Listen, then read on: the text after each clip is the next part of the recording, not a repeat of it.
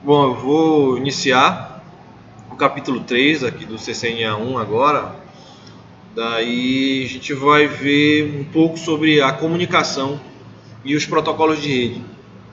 Então, nesse capítulo, ele vai dar um enfoque sobre por que a gente se comunica, como é que a gente deve se comunicar, e quem faz a comunicação, como é feita essa comunicação. E tudo isso tem algumas regras estabelecidas para a gente compreender. E aí, essas regras estabelecidas e tal, elas possuem órgãos, se a gente for comentar, né, alguns órgãos que vão estabelecer essas regras. Então, um exemplo clássico, exemplo da linguagem. Então, o idioma estabelece uma regra da troca de informação. Então, se eu não conhecer o idioma da outra pessoa que está falando comigo, não tem informação nenhuma sendo trafegada. Então, é mais ou menos por aí esses exemplos que esse curso vai começar, e no fim ele vai mostrar quem organiza os padrões. Então aqui mais ou menos o sumário. Inclusive deixa eu colocar para gravar o cursor aqui. É mais ou menos o sumário da apresentação desse curso. Eu vou usar a própria plataforma porque tem algumas animaçõezinhas bem interessantes aí para o curso. Então essa sessão ela vai focalizar no modelo. A gente vai entender os dois modelos principais aí do curso da área de rede e entender mais ou menos como funciona a comunicação em uma rede de computadores. Sobre as regras de comunicação, então um sistema de telecomunicação genérico, acho que essa é a figura que a gente tem que ter na cabeça. Eu gosto sempre de mostrar essa figura em todos os cursos que eu dou, principalmente quando eu começo a dar sistemas telefônicos. Eu gosto de mostrar a forma mais simples de criar um sistema de comunicação. Aqui ele dá um exemplo sobre a comunicação entre as pessoas, mas o princípio da comunicação ele se baseia nesse diagraminha aqui, que eu tenho a mensagem que vai ser originada. Eu quero transmitir alguma coisa, então eu crio uma mensagem e aí eu transmito. Então o emissor ele vai preparar a mensagem para ser transmitida. Essa mensagem ela vai ser transmitida por algum meio de comunicação, que a gente chama de meio de transmissão, canal, né? Depois o receptor ele tem que estar equipado para conseguir recuperar e receber essa informação. Na verdade, ele recebe esse pacote, ele recebe esse estímulo, ele vai receber isso aí, e aí ele vai observar para ver se de fato aquilo é informação, porque ele pode abrir o elemento, o pacote que veio, a caixa que veio, isso que chegou para ele, e ele não consiga entender o que é. Então, para ele não foi informação nenhuma, tá? Então, se eu conseguir ler, então a mensagem chega no destino. Consegui ler a mensagem, consegui compreender, então cheguei à mensagem no destino final. Então, essa figura, apesar dela ser incompleta, na verdade ela é bem resumida, tá? Porque a mensagem ela precisa ter um conjunto de regras para ser escrita. Então eu preciso organizar ela com algumas regras. O emissor, o que vai transmitir, ele precisa compreender bem esse conjunto de regras e compreender bem para onde ele vai mandar esse conjunto de regras. Se ele vai mandar esse conjunto de regras de maneira cru, no sentido de que, um exemplo de uma carta. Eu escrevo a carta, vou mandar essa carta assim, só na folha de papel mesmo. Se eu vou escrever essa mensagem num papel que ele demore 500 anos para degradar, se eu vou escrever num papel que seja prova d'água, se eu vou escrever num papel normal e colocar dentro de um outro envelope, para ser transmitido, e aí ele vai, além de compreender bem a mensagem, ele vai compreender para onde ele vai mandar, as necessidades estabelecidas, tá? Eu tenho um meio de transmissão, que é ele que vai transmitir essa informação, na verdade é através dele que a informação é transmitida, e aí no meio de transmissão, eu tenho eventuais problemas associados, ele vai inserir problemas. Eu costumo dizer que o meio de transmissão ele é o canalha da comunicação, porque ele está ali para destruir a tua mensagem, assim, eu vou destruir a sua mensagem. Então esse destruir a mensagem significa que ele vai inserir ruído, ele insere ruído na informação. Daí o cara que está transmitindo, o emissor, ele tem que conhecer bem o meio físico para que ele burle eventuais problemas que o meio físico vá inserir. O receptor ele tem que ser capaz de receber a informação com todos os problemas que o meio físico inseriu e seja capaz de recuperar essa informação. Certo? Então a informação ela chega, na verdade ela chega, essa mensagem, eu vejo que é uma informação e aí eu recebo. Chega no destino final como mensagem final, como destino final. Então as redes de computadores funcionam assim também. Além da comunicação ser desse jeito, então eu tenho toda a organização de como tem que ser a mensagem, tem a ver com a linguagem e tudo mais. Também eu tenho formas de organizar essa mensagem em redes de computadores e em sistemas de telecomunicações também. Eu tenho essa característica de como organizar a informação, tá? Eita. Bom, quem vai estabelecer as regras da comunicação é um conjunto. Eu tenho um conjunto de regras. Esse conjunto de regras ele vai me dizer como essa comunicação ela vai ser feita. Se a gente fala de linguagem, geralmente é um dos exemplos mais comuns. A gente tem toda uma gramática dessa linguagem. Essa gramática ela que pega um conjunto de regras. E esse conjunto de regras faz com que as pessoas consigam se entender.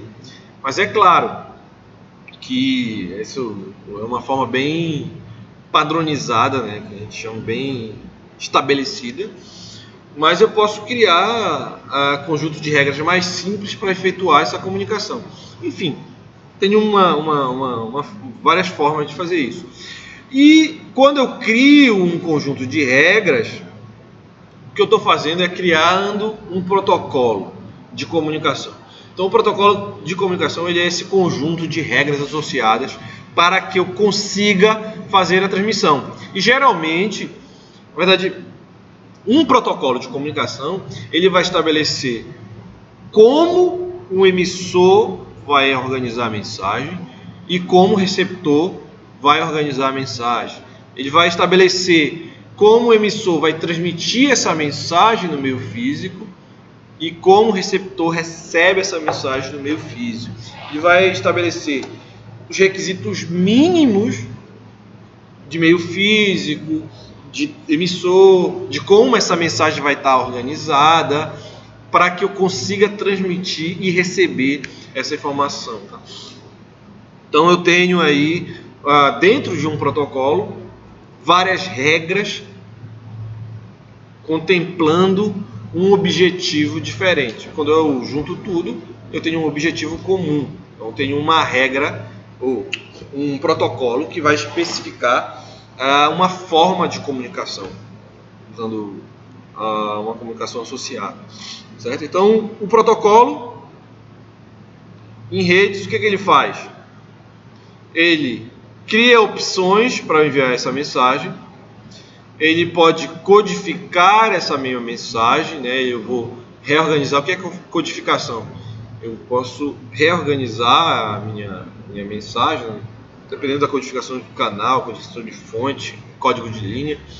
Mas eu estou reorganizando a minha informação para retirar redundância, para deixar mais imune a ruído, para preparar o sinal para transmitir no meio físico, essas coisas.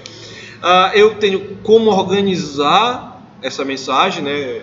Eu dei o exemplo da carta, que tipo de papel eu vou usar. Então eu estou formatando e organizando, né? Como vai ser o parágrafo, se eu vou usar parágrafo curto, se eu for usar parágrafo longo, e se eu vou guardar isso em uma caixa, no envelope, que tipo de envelope. Então eu tenho a formatação e encapsulamento também de mensagem.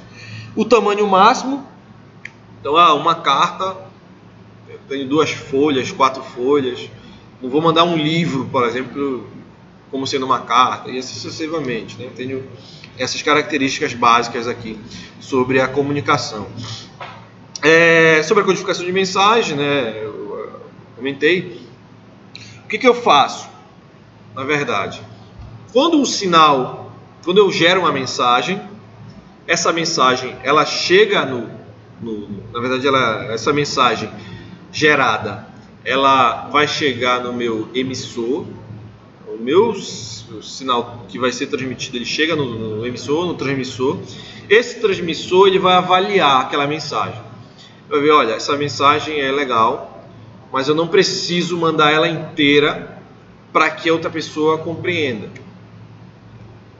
Quando eu faço isso, eu avalio a estatística ali da minha mensagem e posso retirar algumas coisas.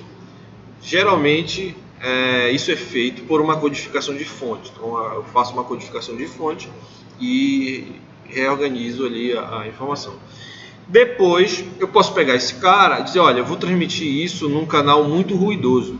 Então, é bom eu colocar um cabeçalho na entrada, no começo da informação e no fim da informação. Boto 8 bits no começo, 8 bits no final, porque eu sei que o meio físico ele é um pouco ruim. E isso é uma codificação de canal. Então, estou reorganizando para transmitir no canal. Além disso, eu posso usar algum tipo de código de linha. Então, tem o código NZ, RNZ, AMI, código Manchester, porque eu posso pegar essa informação e reorganizar ela de tal forma que eu deixo menos imune mais imune a ruído, né? Então, quero transmitir, fica mais imune a ruído, eu consigo mandar esse cara. Então a minha mensagem, ela passa por esses processos. Então eu falei de um processo de comunicação digital, que é o que vai acontecer em comunicação de rede de computadores, mas isso pode acontecer de outras maneiras, né? A própria linguagem, a forma com que as pessoas se comunicam, abreviando, falando de forma mais abreviada, é uma forma de usar uma codificação de fonte, por exemplo. Agora, se o canal for muito ruidoso, se eu abreviar muito, eu acabo não entendendo o que o outro está falando. Então, tem essas correlações de codificação na interpretação, né? A mesma coisa acontece aqui em sistemas. Eu tenho a mensagem, eu codifico a mensagem e transmito.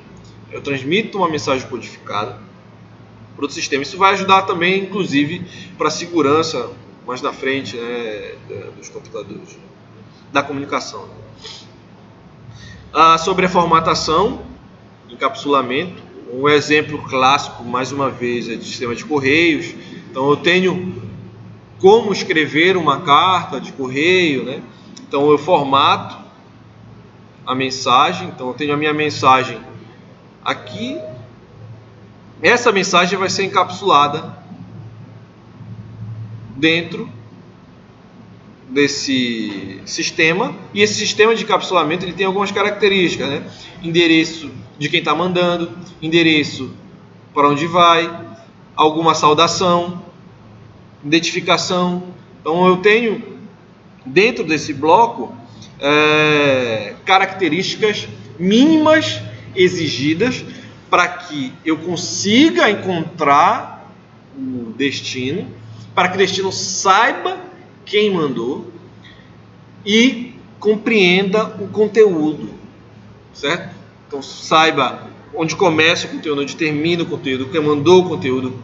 De repente, se eu quiser colocar coisas adicionais, aonde foi feito o conteúdo. Isso para a mensagem do receptor. Se a gente fala do sistema que está fazendo o encaminhamento, ele necessita de outras coisas, né? Quem é a origem, quem é o destino, porque se der problema, eu possa mandar de volta para a pessoa que mandou, e assim sucessivamente. E aí a gente tem mais ou menos essa característica, né? O endereçamento do quadro, eu formo um quadro de transmissão, em que eu tenho o endereçamento do quadro. Esse endereçamento do quadro, ele vai me dizer o destino e origem. Eu tenho a mensagem, como é que eu organizo essa mensagem, uma mensagem encapsulada dentro desse quadro. Aí vai indicar quem é o destino, quem é o início da mensagem, quanto de mensagem tem ali dentro, tá? E o final. Então eu posso reorganizar. Isso aqui, a codificação também está acontecendo aqui por trás, como eu disse, né? Eu montei o quadro. Esse quadro ele tem uma mensagem embutida. Aí eu posso especificar quanto de mensagem tem embutida e assim sucessivamente, tá? Sobre o tamanho da mensagem, eu preciso especificar e criar regras para que eu não mande tudo de uma vez. Então imagina, nesse exemplo, a pessoa manda sem pausa, fala sem pausa o começo, deixa eu botar no começo aqui. Então ela vai falar sobre o pôr do sol e manda uma mensagem sem pausa alguma. Então eu não consigo compreender o que está acontecendo. Uma forma a partir do meu protocolo de comunicação, ele tem um monte de regra. Uma regra, entre tantas, é como eu vou organizar a mensagem para que outra pessoa consiga compreender. E aí, a regra de organização, ela estabeleceu essa metodologia, com pontuação, com frases curtas, alguma coisa desse tipo. E aí eu consigo agora compreender a comunicação, consigo compreender a mensagem, tá? Então eu tenho restrições de tamanho do quadro.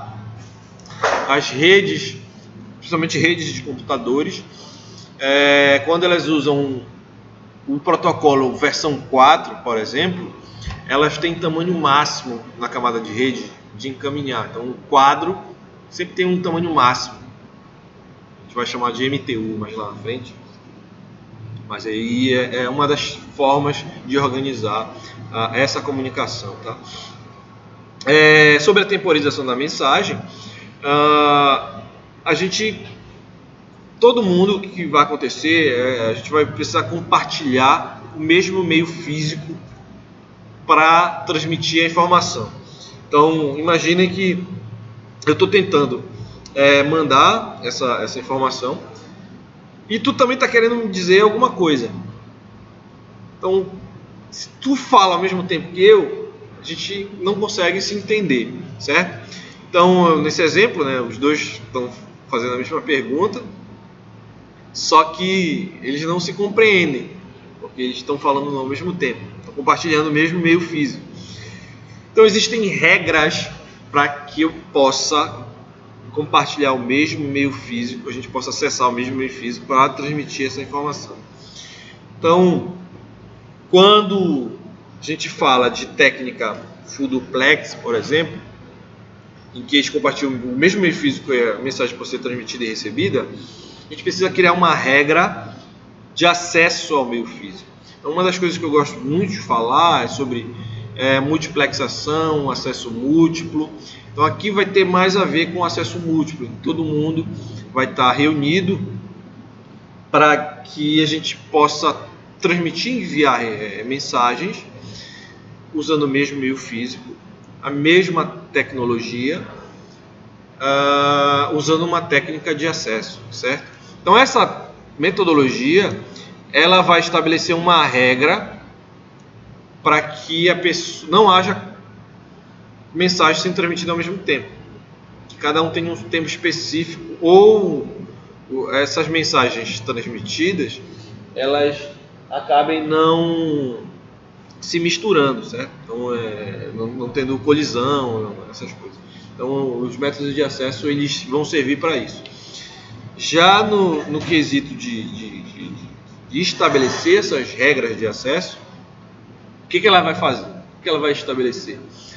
Ela consegue organizar de maneira mais eficiente quando eu consigo controlar o fluxo dessa mensagem. Então, o método de acesso ele vai estabelecer o momento que a pessoa vai transmitir. O meu controle de fluxo ele vai ajudar, né, como diz, ele vai estabelecer alguma regra para que as mensagens sejam entregues em tempo hábil, sem que haja um congestionamento. Então, eu preciso falar também, mas tu está usando o canal para falar. Daí tu não pode ficar usando ele integralmente, porque outras pessoas precisam comunicar. Então, eu preciso do controle de fluxo para fazer o escoamento de tempo.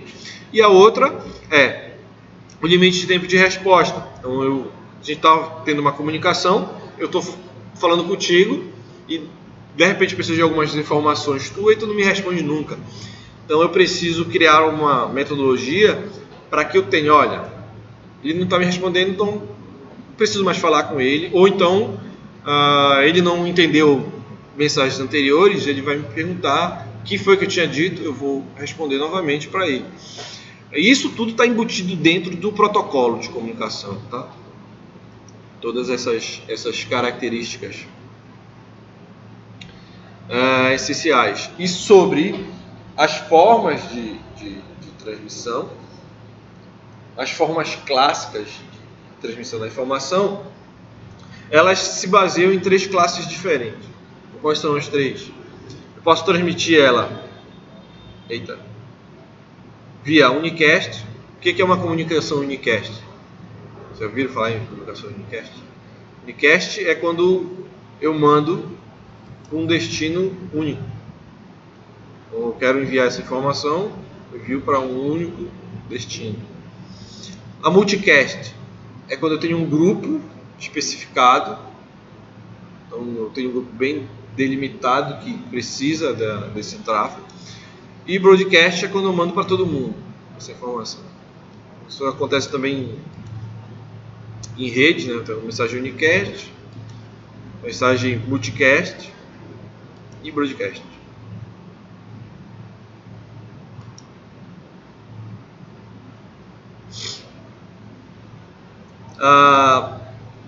Uma das formas de se planejar, na verdade a forma mais usual de se planejar a regra, de planejar uma regra de comunicação, é usando o modo hierárquico. Vocês já pararam para saber por que a gente usa o modo hierárquico? Por que a gente estuda o modo hierárquico para a rede de computadores? Por quê? Por quê? Rapaz, por que a gente vai usar um modo hierárquico? Simplesmente porque é muito mais simples de visualizar. Essa é a primeira, a gente consegue visualizar bem. A consequência da visualização, ela está assim, essa consequência, eu consigo visualizar bem, e aí me dá uma facilidade em organizar os protocolos de mesma hierarquia, certo? Eu consigo hierarquizar esse protocolo e de repente eles possam ser um substituto do outro, mas que sejam transparentes a outras camadas. Então, por exemplo, eu tenho um exemplo fácil aqui, né? Ele dividiu em 3 camadas: a camada física, que é falando, né? A camada de regras de como é feito essa comunicação, né? E a camada de conteúdo. Isso para comunicação através da língua, né? Eu vou formar um conteúdo que eu quero comunicar, e aí eu tenho um conjunto de regras. Quem é a pessoa que vai receber essa mensagem? Ele é uma pessoa que vai receber a mensagem, ele fala alemão, por exemplo. Mas eu não falo alemão. Mas eu montei um texto em português aqui. Eu posso ter um elemento aqui de camada de regras que fale alemão, e essa pessoa possa traduzir para mim. e vai traduz. Então, eu tenho, e não precisa ser um elemento A ou elemento B, não precisa ser só ela, pode ser outra pessoa. Então, eu tenho um sistema com protocolos diferentes que executam, de repente, a mesma tarefa. Alguns podem trabalhar de maneira mais eficiente do que outros, por exemplo. Então, o alemão dela é um alemão mais de cotidiano, um alemão muito técnico. De repente, um alemão técnico precisaria de outra pessoa. São protocolos que executam a mesma tarefa, que é traduzir para o alemão, só que executam de maneira mais eficiente algum objetivo. Então, de repente, esse aqui ele sabe muito mais o alemão relacionado à bioquímica, então ele é mais adequado para fazer essa tradução dessa palestra aqui, sei lá, alguma coisa desse tipo. Então, a mesma coisa acontece na comunicação, é mais fácil de visualizar, tá? Então, muitas vezes, alguns protocolos que a gente vai ver das hierarquias montadas, muitas vezes esses protocolos dizem, é um protocolo de camada 2. Na verdade, ele tem muita coisa de camada 2, de repente ele pode ter alguma regra de camada 3, alguma regra de camada 1. Então, acaba facilitando, eu enquadrei ele em camada 2, só para facilitar e estabelecer uma metodologia, certo? Então, esses protocolos, eles acabam montando uma pilha. Então, quando eu quebro camadas e digo, olha, eu tenho uma pilha de protocolo, então se eu usar essa arquitetura, eu vou usar na camada 1 esses 10 protocolos, um desses 10 protocolos, ou os 10, na camada 2, um desses 10 protocolos, na camada 3, um desses. Quando eu estabeleço essa regra para cada camada, eu crio uma pilha de protocolos utilizáveis.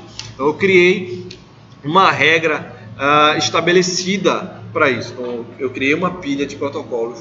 Então, eu posso estabelecer uma regra, um modelo, uma característica para a comunicação, com vários protocolos diferentes em cada camada. Só que eu digo, olha, esse meu modelo, ele tem essa pilha de protocolo. Por quê? Porque na camada 1 ele pode usar esses, na camada 2 ele pode usar esses, na camada 3 ele pode usar esses, na camada 4 esses, e assim sucessivamente. Eu crio uma regra estabelecida para esses caras. E aí, quando a gente fala de protocolos de rede, certo? Quando a gente começa a trabalhar com protocolos de rede, o que começa a aparecer usualmente quando a gente fala de modelo relacionado à internet são os clássicos, que hoje em dia já são meio que transparentes na nossa mente. Então, uma das coisas que eu até estava comentando sobre Tenenbaum, Kurose, que o capítulo 1 tinha que ser... Eu sempre falo isso, a gente tinha que estudar isso, mesmo quem não é da área, né, de informática e de rede, porque algumas coisas já são claras. Eu vejo HTTPs, tem um HTTPs aqui no meu browser. De repente eu quero saber que a minha conexão não funcionou porque eu não sei qual é o meu IP. Isso, até minha avó, que não tem muito estudo nessa área, pelo menos, ela se formou em pedagogia, cara, uns anos atrás, mas não sabe muito dessas coisas. Ela fala, não, HTTP, não sei o que, www, e deu um problema no DNS. Ela não sabe o que é, mas deu problema no DNS lá de casa, e ela já aparece que deu problema no DNS. Não, deu problema não sei o que, não tem o IP, não tá, ele está verificando IP aqui na conexão, não está funcionando, porque está verificando IP. Porque tudo isso aparece aqui na tela, aparece para ela ver. E são problemas que são comuns. E se a pessoa já tivesse estudado, ela ia saber, olha, isso são protocolos dentro de uma pilha de um modelo de referência que existe. Então, o modelo da internet, baseado principalmente no modelo TCP/IP, de pilhas de protocolo, ele diz, olha, na camada 3 o IP faz presente, na camada 7, na verdade é na camada 4, né, do TCP/IP, eu tenho camadas de aplicação acontecendo, então eu tenho HTTP acontecendo, se eu tenho alguma coisa de transporte, tem problemas com TCP, camada de acesso à rede, aí tem outros elementos associados. Então, falta muito, esse conhecimento já deveria estar com a gente, né? Já deveria acontecer, porque a gente já vive essas características, né? E aí aqui mostra mais ou menos a função dos protocolos, que a gente já está discutindo desde sempre, que a função do protocolo é fazer a comunicação acontecer, facilitar a comunicação. Então aqui tem mais ou menos, que depende, ele vai ajudar no formato da estruturação, ele ajuda no formato, ele ajuda no procedimento, no processo do encaminhamento da mensagem, de como eu faço o encaminhamento, como eu descubro a melhor maneira de fazer o encaminhamento. E aí, se eu posso recuperar essa mensagem, quem dentro daquela pilha vai poder recuperar essa minha mensagem. Eu posso estabelecer início, ou antes de fazer a comunicação, eu posso criar um canal, ou então fechar essa comunicação. Posso reorganizar essas regras, né, específicas desses sistemas. Então, o modelo que é mais difundido, por ser o modelo que a gente utiliza, é um modelo que é baseado, que na verdade a internet se baseia, que é o TCP/IP. Então, uma das coisas que acontece muito, pelo menos quem estuda redes e estudou redes num lugar, depois estuda redes, vai para outro lugar estudar redes, usando esses livros do Kuroso, Tannenbaum, ou outros menores, né? Cada um estabelece uma regra quando ele vai trabalhar com o modelo com o modelo internet. Então, quando eu vou trabalhar com a internet, na verdade, eu vou trabalhar com a internet. Que modelo eu vou usar para descrever a internet? Mas eu posso usar qualquer um, não tem problema.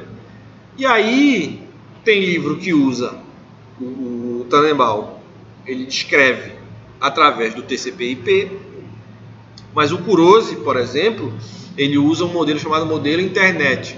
Qual é a diferença essencial entre os dois? No modelo TCP/IP, eu tenho 4 camadas associadas. Eu monto a minha pilha de protocolo a partir de 4 camadas. Eu tenho a camada de acesso à rede. Essa camada de acesso à rede, ela cria regras para interfaces. Então eu estabeleço regra apenas para interface. Por onde a mensagem chega, por onde a mensagem sai. Só isso. Então a camada física está embutida à interface do elemento. O foco dela é a camada de enlace do modelo OSI. Esse é o foco. Então a camada de acesso à rede, ela foca no modelo, na equiparagem, né, do modelo de camadas de enlace, e ele se subdivide entre camada de acesso à rede, que é mais próxima à camada de rede, que aqui vai chamar de camada de internet, e a camada MAC, que é mais próxima à interface física. Então veja que a camada física, ela está presente nessa camada de acesso à rede, só que ela está presente apenas numa parte da regra, e não como a comunicação é feita, só como é transmitida e recebida, somente isso. Ela não vai, vamos ver o bit, vamos não sei o que, ela não trata muito disso, ela tenta não tratar muito disso. Tá? Alguns protocolos de camada de acesso à rede já tratam com isso. E já que a gente fala de internet, o protocolo principal de acesso à rede é o protocolo Ethernet. Vocês podem me dizer um outro protocolo de acesso à rede muito usado? Vocês sabem me dizer? Wi-Fi. Qualquer um fala Wi-Fi. Wi-Fi é um outro protocolo, 802.11, de camada de acesso à rede. Mais um motivo que as pessoas deviam saber o Tannenbaum e o Kuroso, o capítulo 1 pelo menos, porque todo mundo fala Wi-Fi. Se você vai em qualquer lugar, você pergunta sobre o Wi-Fi, as pessoas sabem te responder sobre o Wi-Fi. Então, o mínimo do conhecimento sobre ele a gente tinha que saber, sobre o Wi-Fi. Então, quando a gente tem o nosso modem lá em casa, na casa de vocês, por exemplo, esses modems que chegam da operadora, ele é complexo. Por que ele é complexo? Porque ele é multiprotocolar. O acesso que a operadora manda para vocês é um protocolo. Quando chega no modem, ele estabelece outro protocolo. Então, alguns desses modems, esses roteadores, na verdade, eles têm algumas portas LAN. Isso já é camada de acesso à rede, certo? Por onde chega, geralmente, acho que na maioria dos casos, é a camada internet desse modelo, porque é camada de rede. Agora, aquelas outras 4 portas que vêm, elas são de camada de acesso à rede. Quase ninguém usa mais. Por quê? Porque a gente está usando o Wi-Fi, que é o outro protocolo de acesso à rede. Então, só aí a gente já tem 3 protocolos diferentes e de 2 camadas diferentes. E está na casa de muita gente isso hoje. Então, isso foi só um exemplo bem simples. Pode usar outros exemplos como isso, tá? Mas, na camada de acesso à rede, o mais comum é o Ethernet, mas existem vários outros. Já dei um exemplo do Wi-Fi, que é um outro 802.11. Na camada de rede do modelo OSI, ela se converte diretamente, ela é diretamente interligada com a camada internet desse modelo. A camada internet, ela vai prover técnicas para que eu encaminhe a informação. Para isso eu preciso de algumas características e o protocolo mais conhecido, veja, a camada de internet, ela tem alguns protocolos associados, tá? Quem faz rede de computadores sabe que quais são os 3 protocolos que compõem a camada da internet? ICMP, IP e um conjunto de protocolos de roteamento. Os protocolos de roteamento fazem parte, a gente bota em uma categoria só, né? Protocolo de roteamento, ICMP e protocolo IP.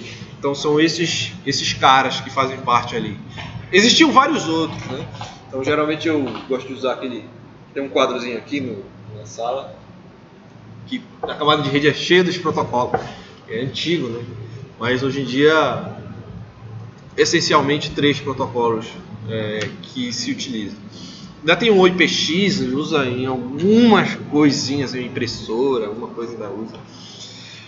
Tem a camada de transporte, que o clássico é o TCP, mas existe o DP também, são os 2 mais importantes. E a camada de aplicação. A camada de aplicação, ela junta 3 camadas do modelo OSI. Então é que ele montou como HTTP, mas existem vários outros modelos, vários outros protocolos aí de camada de aplicação. Isso aqui é mais ou menos a ideia desse modelo. Esse modelo TCP/IP, ele usa essas 4 camadas e, como eu disse, acesso à rede. Tem camada física ou não tem? É uma pergunta meio filosófica, porque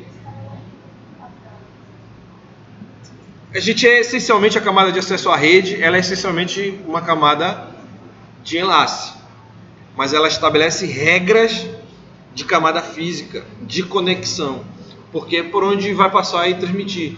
Tipo, o protocolo Ethernet, ele tem vários padrões. Qual é o primeiro?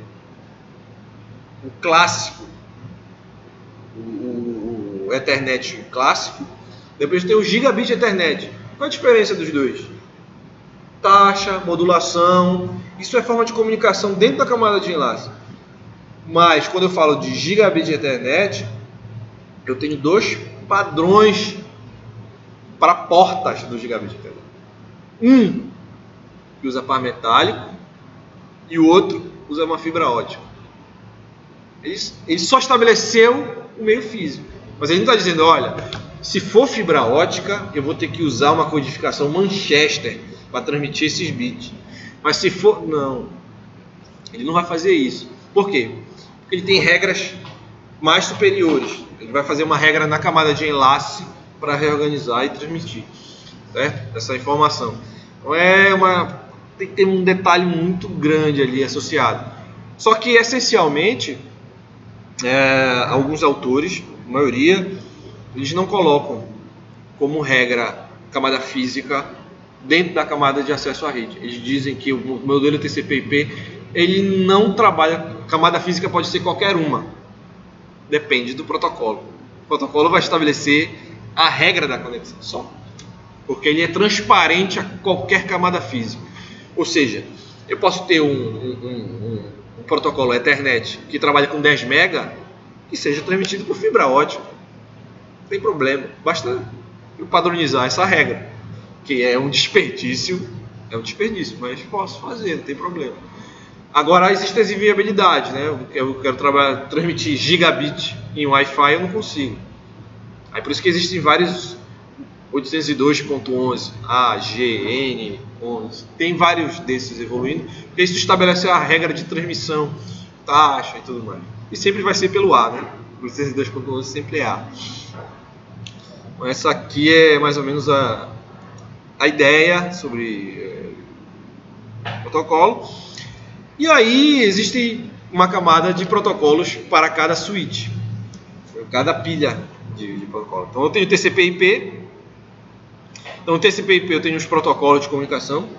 E veja, para cada protocolo desse, por exemplo, Frame Relay, ele usa serial. Então, a interface dele é uma interface serial, que é uma interface metálica, só que com uma regra montada. É um cabo serial, que tem uma distância tal, que tem quantos pinos, cada pino faz alguma coisa. Mas ele é transparente. É uma forma de utilizar. Como o Frame Relay é padronizado bem antigo, uma das formas de transmitir altas taxas era transmitir de forma serial, né? A informação ali, né? O cabo serial, na verdade a transmissão é paralela. Cada ponto do cabo está sendo transmitido a informação. Então é uma das maneiras de estabelecer. Não era fibra ótica. Já o ATM ele usa uma fibra ótica para transmissão. E assim sucessivamente. Então tem o modelo TCP/IP, tem o modelo ISO, OSI, que junta. Então a camada de aplicação na verdade é sessão, apresentação e aplicação, junta tudo. Todos esses protocolos ele botou aqui. E ninguém usa, ele perdeu o boom da comunicação, esse cara. O Apple Talk também, é muito pouco esses dois caras aqui, quase nada. Hoje a internet se baseia nessas comunicações aqui, tá? Esses camaradas TCP.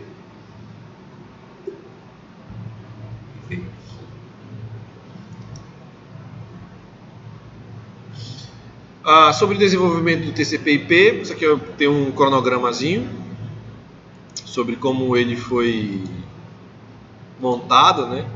Então começa lá em 1969, ARPANET e tal. As universidades começam a montar uma infraestrutura de compartilhamento, e aí o governo dos Estados Unidos ele acaba incluindo outras coisas dentro desse sistema. Daí começam a implementar outros serviços que não eram características dessa rede, né, sendo associado. Então veja, o TCP/IP ele é formalizado, ele já era utilizado. Ele foi formalizado em 81 por essas duas RFCs, 793 e 791, enquanto que, deixa eu ver se eu acho aqui o modelo, o OSI, eu nem lembro. O OSI é um pouquinho depois, certo? Então eu tenho essas características. Os protocolos de camada de rede para comunicação, então tem uma evolução bem grande, né? O IPv6 ele ganhou um dia em 2011, quando um monte de provedor começou a rodar IPv6 nativo. Só que o IPv6 ele é padronizado desde 98, há muitos anos. Só que a história do IPv6 é engraçada, porque os caras desenvolveram uma técnica. Não vamos desenvolver uma técnica aqui para a gente não fazer o chaveamento do IPv4 para o IPv6 de uma vez. O problema é que a técnica que eles desenvolveram, na verdade, prejudicou a mudança de IPv4 para IPv6. A galera deixou de pensar no IPv6. A galera só ficou pensando mais em IPv4. Só atrapalhou. A solução só fez atrapalhar a mudança. Ainda atrapalha ainda até hoje essa mudança. Tá? Aqui tem alguns protocolos de comunicação, né? DNS, SMTP, POP. Então, tenho vários protocolos para cada camada. O protocolo ARP, ele vai fazer o mapeamento. Então, esse protocolo ARP, na verdade, ele pega o MAC e pega o IP e faz o mapeamento na camada de enlace para o encaminhamento da informação. Eu tenho o protocolo ponto a ponto, que ele vai encapsular e transmitir essa informação ponto a ponto, uma conexão geralmente serial também. Daí tem várias categorias, né? O clássico, TCP, que ele vai me dar uma conexão confiável. Quando a gente fala em conexão confiável, o que ele faz, esse cara? A gente diz assim, olha, esse protocolo é protocolo é um protocolo confiável. Ele consegue, a mensagem vai ter que chegar, essa é a ideia, a mensagem chega. Então, um protocolo confiável, ele olha, confirma se a mensagem chegou. Olha, chegou, eu confirmo. Não chegou, eu não confirmo. Aí tem vários protocolos. Já o DP, ele não faz isso, ele é não confiável. Porque quem vai fazer essa recuperação, pode ser, a aplicação que esteja rodando pode ser que não seja necessária, isso aconteça. Ou tem alguma outra na camada de aplicação trabalhando para que isso ocorra. Tá? Então pode ser a camada superior que tem que fazer isso. O HTTP, que já é de camada de aplicação. O HTTP ele vai trabalhar com essa troca de texto, imagem, arquivos, né? Ela vai organizar ali o hipertexto, a gente chama, né? De hipertexto de organização. Eu tenho formas de transferir arquivo dentro desse cara. Então, a primeira técnica no histórico lá, eu queria transmitir um arquivo de um computador para o outro. A primeira técnica que surgiu foi o FTP. Então, eu conseguia definir regras para transferir arquivos de um computador para esse outro, certo? E aí, esse cara, ele me dava uma característica confiável e sempre eu tinha confirmações de comunicação. E o TFTP, ele já era um serviço um pouco mais rápido, só que ele não é confiável, ele é um serviço não confiável de comunicação. Então, uma ideia de se trabalhar com isso é, por exemplo, o FTP. Como ele é um serviço confiável, eu posso usar um camada de transporte não confiável e acelerar o processo de troca, por exemplo. E como esse cara é um serviço simples, sem conexão, um serviço também não confiável, eu posso usar o TCP para me dar a confiabilidade. E aí, isso é um exemplo, tá? Mais ou menos como funciona a arquitetura. De repente, só essa mudança pode melhorar o desempenho de uma técnica em comparação a outra, ou pode deixar elas equivalentes também. Então, de repente, eu quero um serviço não confiável em 2 camadas, porque eu sei que eu não vou perder muita informação, e se eu perder, não tem problema. Depende. Eu tenho os serviços de e-mail, então eu tenho o SMTP, serviço bem interessante. Esse serviço, ele estabelece regras para que eu consiga enviar um e-mail para um servidor de e-mails ou que esses servidores mandem para outros servidores. Então, meio que backups, né? Eu posso fazer algum tipo de backup do sistema, é o mais usado, o SMTP. Uma versão que se tinha antes, que era o POP, não sei se vocês chegaram a ver, mas o Outlook tinha Isso, tu cadastrava teu e-mail lá e ele baixava todos os e-mails. Quem faz isso hoje é o celular agora. Então, quando eu aplico eu instalo a aplicação, sei lá, do Gmail, do Yahoo para baixar meus e-mails, ele pode utilizar de um POP3. O que ele faz? Ele baixa todos os teus e-mails do teu celular. Tu apaga aqui, quando eu consigo a conexão, ele vai, atualiza e apaga o servidor. É uma das formas, tá? Então o POP3 ele permite que esses clientes eles recuperem os e-mails a partir de um servidor de e-mail e eu posso fazer download. Isso era feito em desktop, mas hoje a gente faz no celular. O desktop não faz mais isso. Não sei se alguém ainda faz isso, né? Uma outra técnica que era o IMAP, ainda usa também, né? Eu consigo também acessar esse sistema, só que no IMAP eu deleto aqui no meu celular e não deleta no servidor. O POP3 ele faz isso, ele deleta, esse não. O DHCP, que é um outro cara bem importante, que ele vai atribuir, ele é um servidor de atribuição de endereçamento. Ele faz outras coisas, mas é mais clara, o objetivo mais claro é isso, de regras do modelo TCP e atribuição. Bom, no processo de TCP/IP, o que ele faz? Ele encapsula. Então, eu preciso encapsular a informação. Como é feito o processo? Eu tenho um servidor web, virou dados. Então eu começo a encapsular essa minha informação, TCP, depois eu encapsulo um outro cabeçalho IP com um cabeçalho Ethernet para poder transmitir essa informação. Tudo é bit. Isso que eu falei no início, tudo é bit. No meio físico é bit. Então cada protocolo desse vai organizar a informação para que eu consiga transmitir esses bits de forma eficiente, tá? Então, desencapsulamento, que já é a informação chegando, e eu vou enviar para a camada de aplicação. Então, eu preciso tirar a internet, tiro o IP, tiro o TCP e os dados, e eu recebo a minha informação que eu estou querendo. Mas eu acho que essa é a atividade. Tem uma das atividades que faz certo e diz que está errado. Não lembro qual é. Mas essa aqui é uma atividadezinha. Acho que está cheio dessas atividades, é bom para treinar, né?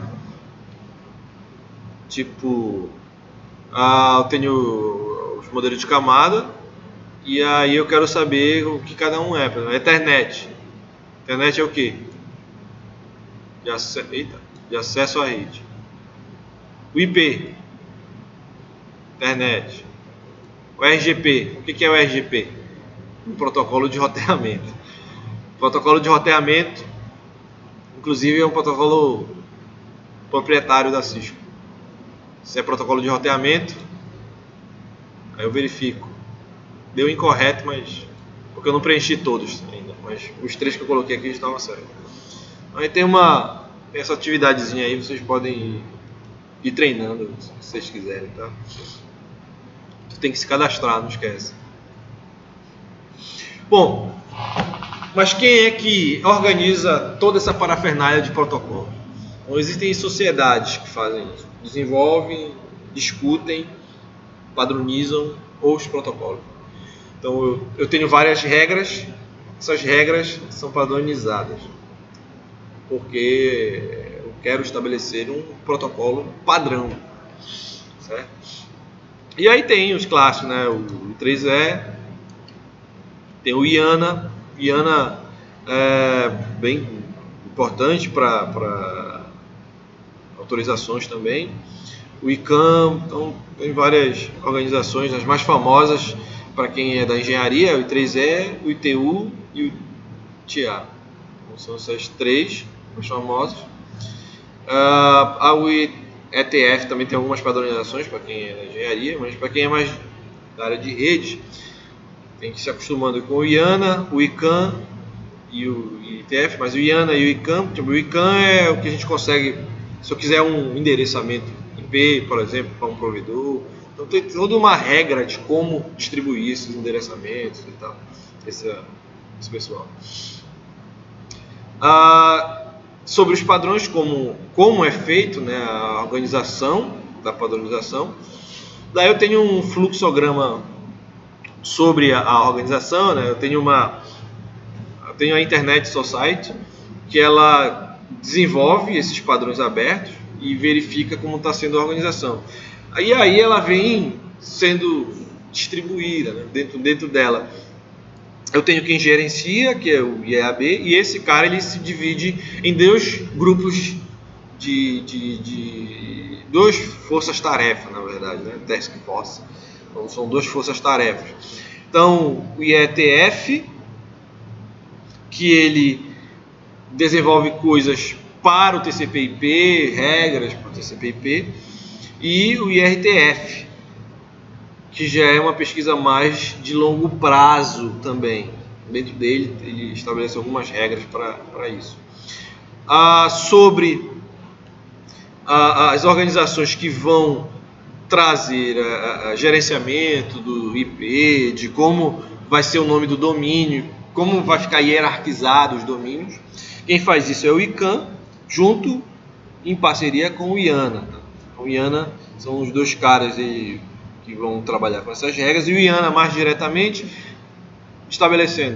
gerenciando, né, diretamente o endereço IP, nome, domínio, a porta, porque quando eu trabalho com socket, eu preciso fazer a associação, né, da porta com o endereço IP e estabelecer algumas regras das aplicações também para modelamento.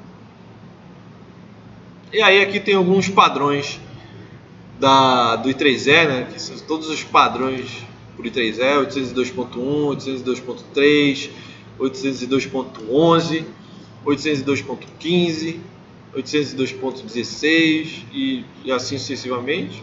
Isso aqui é do I3E. E uma das coisas que podem aprovar é o meio físico, que vai ser utilizado por uma técnica dessa. Por isso que eu falo que acesso à rede, ele trabalha com meio físico, porque ele padroniza o meio físico. Ele diz, olha, o cabo tem que ser esse aqui, com essas características. Se a gente pegar uma padronização de um cabo desse aqui, por exemplo, o CAT5E, ele tem uma regra. Como é que são as cores, cada cor, código de cor, pegou aí fazendo os cabos, né? Clipando o cabo, como é que é feito. Esse cabo está estabelecendo que a categoria 5E, como é o envelopamento dele, como é que é a blindagem, se ele é blindado, se não é. Então eu tenho algumas regras desses sistemas, tá? Associados. É um laboratório só com equipamento. Um dia espero receber doações de equipamentos para que a gente possa fazer. Está em curso. Está com uma parceria com o pessoal também da Alcatel. Acho que a gente vai conseguir uns equipamentos aí. E a gente vai, nos laboratórios, a gente talvez consiga usar os equipamentos da Alcatel, porque os comandos não são muito diferentes. Os comandos são bem parecidos e associados. Eu espero que a gente consiga fazer isso logo. Sobre o modelos de camadas, acho que eu já discuti, né, porque é importante. O modelo de camada, uma das coisas que se percebe é que com o modelo de camadas eu tenho um desenvolvimento atrelado em paralelo, multiplataforma. Então eu consigo ter várias plataformas desenvolvendo coisas da mesma camada. Então, olha, o modelo OSI aqui, ele está dizendo que a camada física faz parte do acesso de rede. Por quê? Porque ele padroniza a interface física. Então, também é correto fazer esse estabelecimento. Mas o Kurose, ele não acha correto. Ele diz que precisa dizer camada física. O modelo dele tem lá dizendo que tem uma quinta camada física. Então, estou dizendo, depende muito. Então, se você for falar de modelo, aquela que a gente estava falando, tem que discutir. O que é o modelo? Por que o modelo que tu vai usar tem essas características? Tem que discutir esse ponto, meio que filosófico. Isso é muito importante dentro da discussão. Tá? O modelo ROSE, então, é um modelo de 7 camadas, clássico. Cada camada estabelece uma regra, né? Camada física, os meios físicos, elétricos, como é que eu vou manter e desativar a conexão, etc. Na camada de enlace, eu vou verificar como eu troco os quadros montados. Na camada de rede, eu já vou ver como esse pacote é associado e como eu vou encaminhar e como eu identifico para onde vai ser encaminhado. A camada de transporte, quando a mensagem chega nela, ela vai ter a regra de opa, peraí, vamos estabelecer o tamanho máximo dessa mensagem. Por quê? Porque a gente vai usar o mesmo meio físico também e eu preciso mandar muitas mensagens no mesmo meio físico. Diferente da camada de enlace que usa acesso múltiplo, a camada de transporte ela vai usar multiplexação. Vai multiplexar um monte de dados no mesmo meio físico. Mas, se ela usar regras como o de socket, né? Então, para cada porta eu tenho uma aplicação diferente sendo transmitida, né? Associada. E aí eu tenho as camadas superiores, sessão, apresentação e aplicação. Isso aqui é mais um modelo teórico. Quando a gente desenvolve hoje uma aplicação, a nossa linguagem de programação ela já leva em consideração muitas vezes essas 3 camadas, algumas vezes essas 4. Programar socket já entra as 4 camadas, faz um sistema de comunicação, bate-papo, alguma coisa assim, já entra em consideração as 4 camadas, sabe assim? Algumas vezes. Sobre o TCP/IP, na camada de acesso à rede, eu vou controlar todos os dispositivos. Aqui eu determino o melhor caminho. Eu permito várias comunicações, passando por várias redes. Então eu estou multiplexando, enviando para o meio físico. E aqui eu vou organizar a minha mensagem que eu quero transmitir, né? Eu codifico, então eu organizo para que ela seja comunicável, consiga trafegar no sistema. Acho que sobre comparações, já falei muita comparação ao longo dessa... Isso eu venho comparando os 2 modelos direto, né? Então tem muita característica essencial para esses modelos. E aqui tem mais uma atividade também. Acho que é essa atividade aqui, quer ver? Essa aqui, ó. Eu acho que essa atividade aqui, que a gente faz certo, ela diz que está errado. A camada de aplicação. O que a camada de aplicação faz? Camada de acesso à rede. Vamos lá, a camada de acesso à rede, ela... Bora! A internet acessa o menor caminho na rede. Vamos lá, vou fazer fácil. Troca de quadros. Aplicação. Gerenciar. Qual dos 2? Organiza o diálogo. Aí eu vou verificar. Disse que estava tudo errado. Mas está certo. Não sei por que está dando esse problema. Até dar um print aqui para a gente comparar.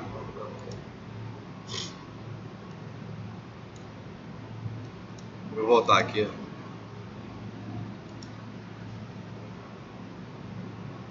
Eita. Pronto. Determina o melhor caminho. Está trocado, tá? Então tá trocado, tá vendo? Eu errei. Mas lá deu que tava tudo errado. PR.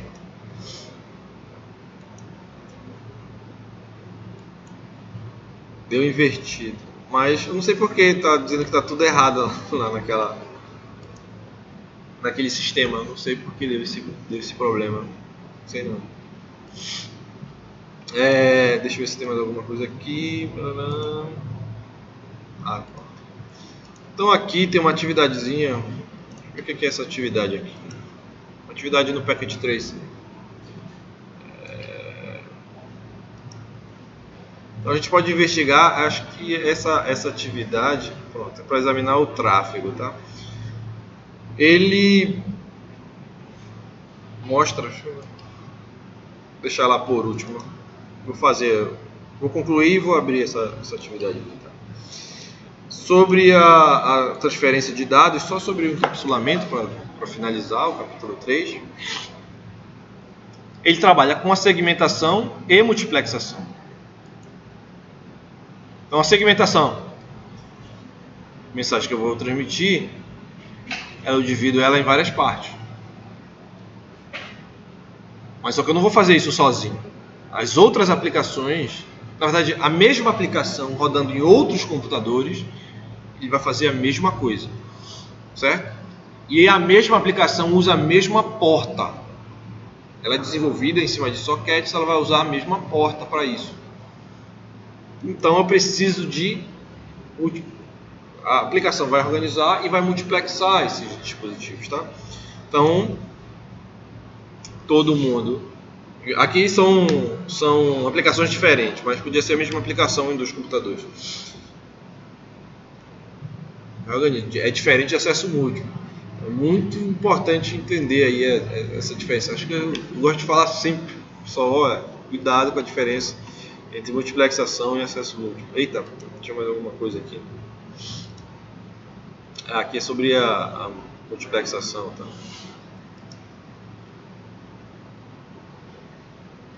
tá? Sobre encapsulamento, o que a gente tem são as PDUs.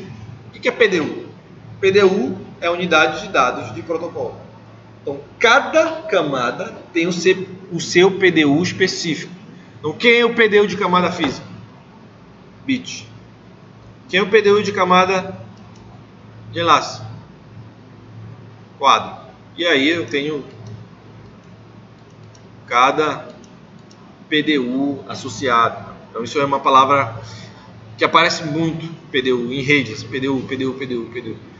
E aí, PDU e uma outra palavra que vai aparecer na camada de rede, que é o MTU, que é outra coisa, que são formas de dividir o PDU da camada de rede.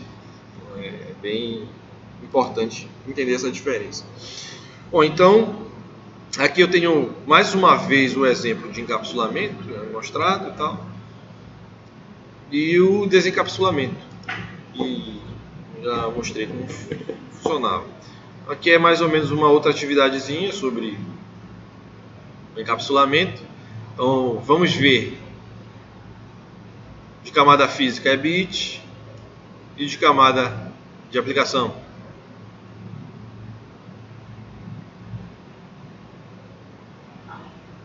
Vamos lá, camada de acesso à rede.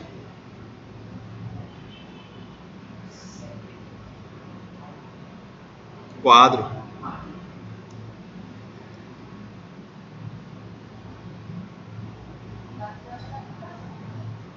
Dados. Segmento. A hora da verdade. Parabéns. Eu acho que só foi aquela atividade que ela é bugada.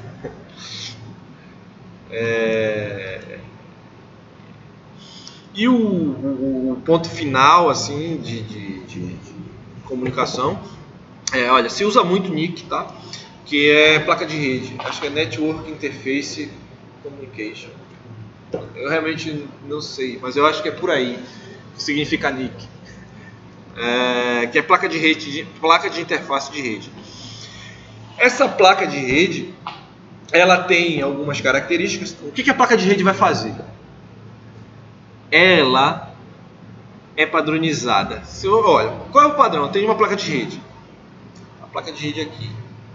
Qual é o padrão que vai estar associado a ela? Ela tem coisas associadas à camada de acesso à rede e tem coisas associadas à camada de rede. ela se identifica pela uma camada de acesso à rede, mas ela ganha um endereço lógico de camada de rede. Então ela tem essa característica. Tá? E aí, como a gente já sabe que tipo, cada PDU faz, a gente tem que, para encontrar a origem e destino, quem vai encontrar o melhor caminho é a camada de internet. Então, se eu vou encontrar a origem e destino, eu preciso saber onde estão. E quem são e quem vai me dizer isso é a camada de rede. Todo mundo ganha um endereço. Inclusive, a internet ela nasce com um paradigma da comunicação fim a fim. Acho que eu sempre falo isso no curso de rede, para lembrar que o grande fundamento da internet é que ela é uma comunicação fim a fim. Com o esgotamento dos endereçamentos em IPv4, um monte de técnica foi sendo desenvolvida para otimizar os endereços que sobraram, e essas técnicas eliminaram esse paradigma. O paradigma é fundamental da internet, acabou. Mas o IPv6 ele traz de volta, quer trazer, na verdade ele pode ser implementado e recuperar essa grande característica. O problema é o seguinte, que é uma discussão atual. Será que a gente quer que volte o paradigma fundamental? Essa é a grande discussão, que na verdade é uma discussão que não tem essa temática, mas no fundo é isso que se discute. Quando fala de segurança, de IPv6 e IPv4, quando fala de entrega, de endereçamento, essas coisas fundamentais aí dos dois. Então, como eu disse, eu tenho um endereço na camada de Elastic, eu estava falando da placa de rede, na camada de acesso à rede também. O dispositivo ele é identificado. Eu identifico esse dispositivo ele é identificado com o endereçamento de camada 2, que é o endereço, na verdade a gente vai chamar de MAC address, endereço MAC. E aí eu posso encaminhar essa informação usando apenas a camada 2, usando apenas a camada 3, ou usando dispositivos de camada 2 que entendem o endereçamento de camada 3. Então eu tenho dispositivo de camada 3, tenho dispositivo de camada 2 e tenho dispositivos de camada 2 que entendem alguma linguagem do dispositivo de camada 3. Então ele entende, por exemplo, um endereço IP. Ele usa o endereço IP para otimizar o encaminhamento dentro da camada 2, certo? Então é umas técnicas de trabalhar esses dispositivos. Então, aqui tem mais ou menos um exemplo desses serviços. Eu vou mudando essa característica, né? Então acho que esse aqui é um exemplo em que eu tenho o PC1 querendo acessar o dispositivo final. Na camada de rede, o dispositivo final é o destino. Esse é o destino. Na camada de enlace, não. Na camada de enlace que é acesso à rede, né? O que vai acontecer? Na camada de enlace, eu saio desse endereço. Ele vai sair desse endereço. Qual é o próximo endereço? É o próximo endereço de enlace da placa de rede desse outro elemento. Então ele olha, daqui de dentro ele vai saltar para uma outra placa de rede. O que isso vai acontecendo? Ele vai mudando endereço de origem e destino toda hora. A cada mudança ele modifica, tá? Agora endereço de destino não mudou, continua o mesmo. Isso é uma vantagem ou desvantagem também pode ser, dependendo de como está a rede montada. Então eu venho modificando. Sempre modifiquei aqui os meus endereçamentos de camada 2. E os de camada 3 não mudou nada. Então a cada salto eu dou uma modificação. Sobre dispositivos que fazem parte da mesma rede, ali foi um encaminhamento de origem e destino em redes distintas. Se está na mesma rede,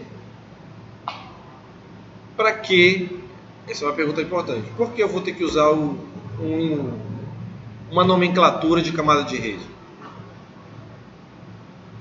na mesma rede. Para que eu vou querer usar um endereço de rede? Porque eu não posso dizer assim, olha, eu quero enviar esse pacote para o Mac tal, ao invés de eu cadastrar um endereço de rede. Por quê? Oi? Tem esse primeiro problema. E também os dispositivos, a rede nasceu como sendo origem e destino, sendo endereçado pelo IP. Só que não há necessidade de ficar utilizando ele se todo mundo está na mesma rede. Sempre, tá? Sempre. De repente, na primeira vez que eu entro no meu dispositivo que vai encaminhar, que é de camada 2, pode ser que eu use e depois não use mais. Aí eu otimizo só usando os endereços de camada 2 da transmissão, certo? Por isso que tem dispositivo que entende a camada de rede e tem outros que não entende. Porque quando chegar lá o pacote, o cara vai olhar, opa, não é para mim, descarga. Quem faz isso? Eu quero falar com o dispositivo. Esse cara aqui, ele quer falar com um dispositivo que está na mesma rede, por exemplo, esse servidor FTP. Só que ele nunca trafegou para cá e nunca fez uma solicitação. Ninguém nunca fez uma solicitação para esse servidor. Eu mando um pacote para cá, de camada de rede, né? O endereçamento 192.168 e tal, e 192.168 e tal. Só que quando chega nesse dispositivo, ele não conhece, ele não trabalha, ele só trabalha com camada 2. Ele vê o MAC e ele vê que ele percebe que ele não conhece o endereço de MAC de destino. O que ele faz? Ele manda para todas as portas. Quando chega, o dispositivo recebe e diz, opa, esse IP agora, o cara vai olhar o MAC, depois o IP, não, esse IP não é para mim, descarta. Todo mundo vai descartar, exceto o que deve receber a mensagem. E aí ele manda uma mensagem de volta. Opa, é por aqui. Aí ele diz, então vou cadastrar esse cara aqui. Já sei que é ele. E aí o que utiliza o IP, ele já monta uma outra tabela mais elaborada. Tabela mais bonitinha e tal, mas encaminha muito mais rápido a informação. Muito mais caro o dispositivo também.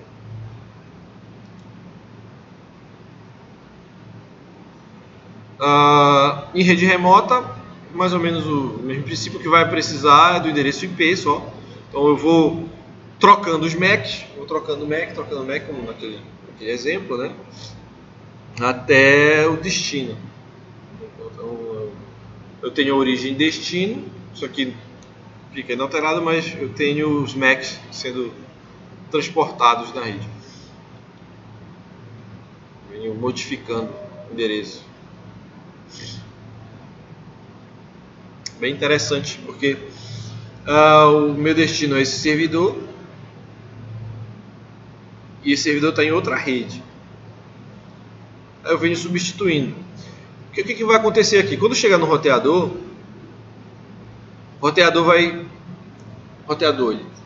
para encaminhar, ele tem uma tabela de roteamento, ou pode ser manual, ou aprendi por um algoritmo de roteamento. Daí ele vai chegar com o MAC. O MAC já foi substituído aqui, certo? Ele chega com o MAC de destino e o MAC de origem. E um IP de destino e um IP de origem. Então, até aqui é a mesma rede. Tudo é a mesma rede. Quando chegar aqui, aí o roteador vai olhar, esse cara quer falar com quem? Ele quer falar com 72.16.99. Aí lá, essa rede é essa porta. Aí ele manda por uma outra porta. Aí muda de novo o MAC. Aí vem mudando todos esses MACs aí associados. Então, uma das formas de ver esses pacotes é o Wireshark. Acho que vocês já trabalharam muito com o Wireshark na vida de vocês. Não? Mas é só se tivesse o dispositivo. Seria interessante trabalhar. E aqui é uma metodologia de trabalhar com o Wireshark. Não sei se vocês já viram como funciona o Wireshark, mas ele é um sniffer. E aí eu posso usar um switch. Então, que tipo de switch eu vou ter que usar?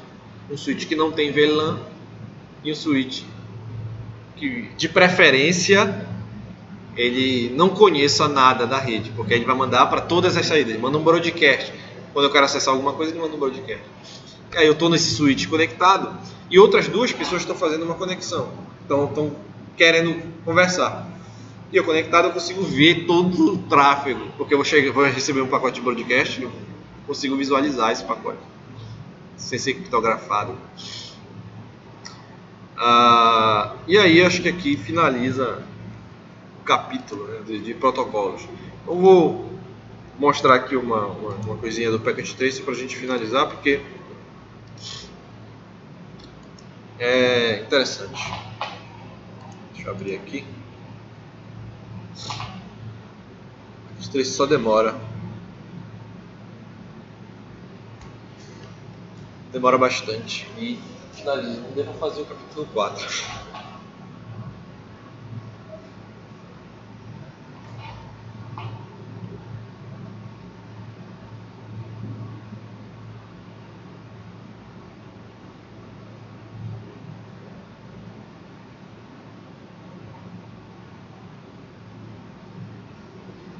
Bora lá.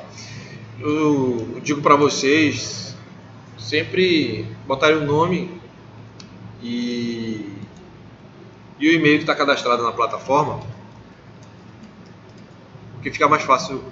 Tipo, se eu enviar uma tarefa, daí vocês usam isso, eu já sei quem é que está fazendo a tarefa e atualiza lá. Bem legal na plataforma. Bora ver o que é para fazer aqui. Tem um servidor web.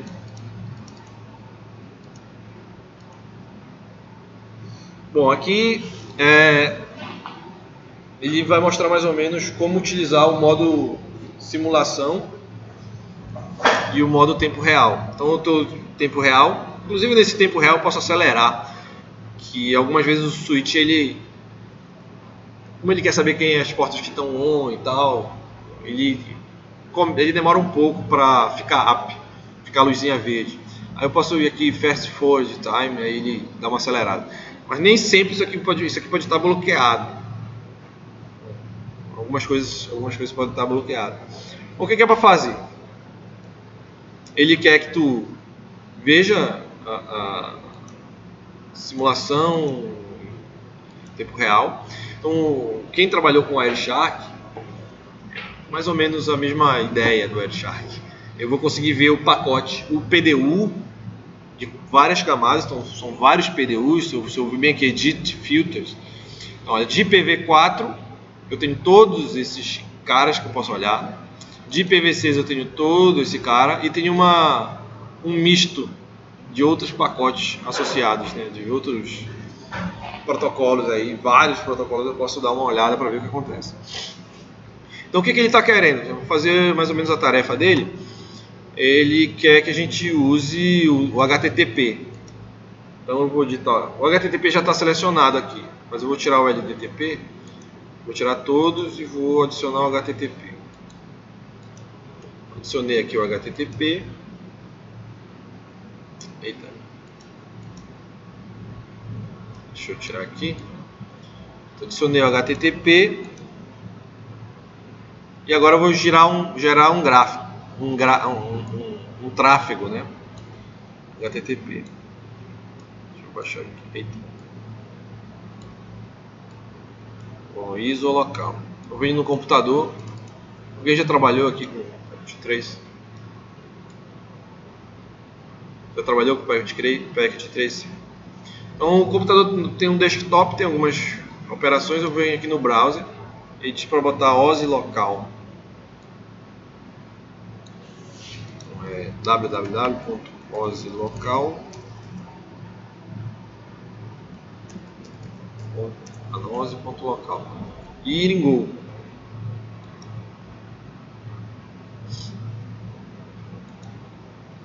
O que aconteceu?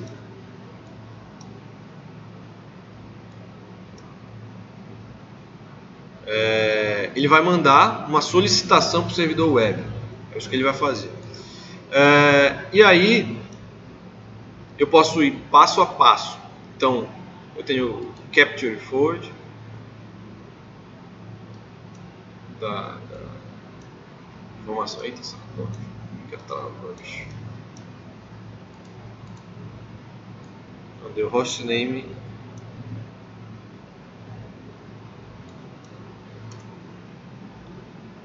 Ah, tá errado aqui. Agora.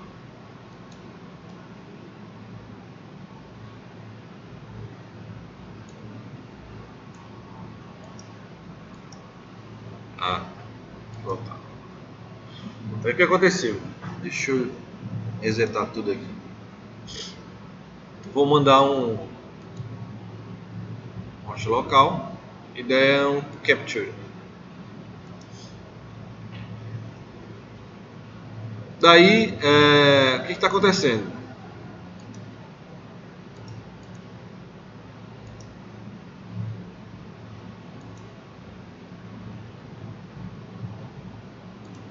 Eu faço as solicitações e o servidor web responde. Aqui, ó, resposta do servidor web. Então, se eu não estivesse usando esse negócio aqui, eu poderia ver, inclusive, os pacotes, tá? Deixa eu voltar tudo. Ó, o pacote foi para o servidor e agora o servidor responde com a página web. Então, essa é uma ferramenta bem interessante para quando a gente for ver na camada de enlace, ver algumas atividades. A camada de enlace de acesso à rede não vai dar para fazer todos os packet trace, porque tem bastante, vou fazer alguns, mas ele tem essas características, tá? Então aí eu posso, por exemplo, explorar o pacote, posso abrir aqui e venho info. Aí o info ele vai me dizer sobre o pacote, né? Então qual foi o PDU de saída? Lembra que eu fiz a solicitação? Então é um PDU de saída. Qual foi o PDU de saída? Aí ele fala, olha, ele usou Ethernet, eu tenho preâmbulo, MAC de destino, MAC de origem, eu tenho um códigozinho para fazer detecção de erros, eu tenho os dados, eu tenho o pacote IPv4, certo? Então esse é o endereço de origem, esse é o endereço de destino, tenho o pacote TCP e eu estou usando HTTP. Então aqui eu estou explorando o pacote de destino. Geralmente quando eu uso elementos encaminhadores, como switch, roteador, eu posso analisar o pacote que está entrando e o pacote também que vai sair, dentro dessa característica. Né? Então, o que vai acontecer com ele? Como a gente está caminhando. E aqui eu posso ver ainda no modelo OSI o que eu estou modificando. Tá? Olha, eu estou indo dessa camada MAC para esse, desse endereço para esse, usando essa porta para essa outra porta, certo? Usando o HTTP. Então, eu posso dar uma explorada dentro desses caras e observar, basicamente tudo isso aqui que ele está falando é explorando cada serviço desse, tá? Dando uma olhada. Então, sugiro que vocês deem uma olhada aqui no sistema. Se a gente quisesse observar a gama de pacote que tem aqui, então fazer apenas essa solicitação gerou serviços de DNS. Por que DNS? DNS é o servidor, é o serviço de troca, né? Ele vai fazer endereço. Ele vai pegar o meu endereço, o OSI que estava aqui, e transformar em endereço IP, certo? Daí ele faz isso e responde o pessoal lá. Eu tenho conexões TCPs associadas, então eu posso observar isso, né? Eu abro aqui, ó, e vejo o que está acontecendo. Ó. Então ele recebe esse cara e depois retransmite esse outro. Aí eu tenho vários serviços associados. Então, um backtest bem introdutório sobre a utilização e investigando os modelos, né? vendo os pacotes se propagarem, tá? Então essa é a conclusão aí do capítulo 3 do curso.